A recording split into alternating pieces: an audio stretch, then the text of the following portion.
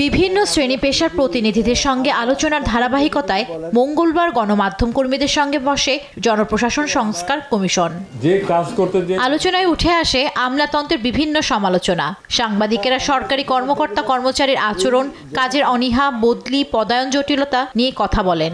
যারা এগুলো করতেছে সবগুলোরে সাসপেন্ড করে দাও। এ সময় শিক্ষা ও স্বাস্থ্য ক্যাডারকে স্বতন্ত্র ক্যাডারে রূপান্তর, পাসপোর্টে পুলিশ ভেরিফিকেশন বাতিল, পদায়নে পরীক্ষার বিধান রাখার সুপারিশের কথা জানান কমিশন প্রধান। চাকরিতে মানে রিক্রুটমেন্ট বিভিন্ন ব্যাপারে পুলিশ ভেরিফিকেশন একটা ম্যান্ডেটরি, এটা আমরা রিকমেন্ড করতেছি। এটা থাকবে না, কোথাও থাকবে না। ডেপুটি সেক্রেটারি, জয়েন্ট সেক্রেটারি এই 2 লেভেলে হবে।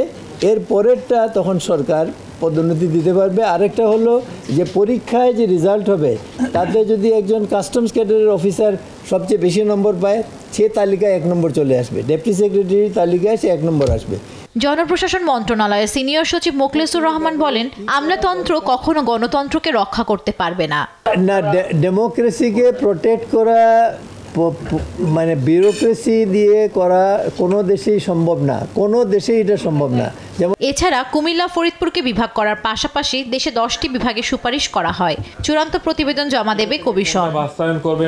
জান্নাতুল মোহনা, দেশ টিভি, ঢাকা। প্রশাসনের ব্যাপারে কি করা দরকার।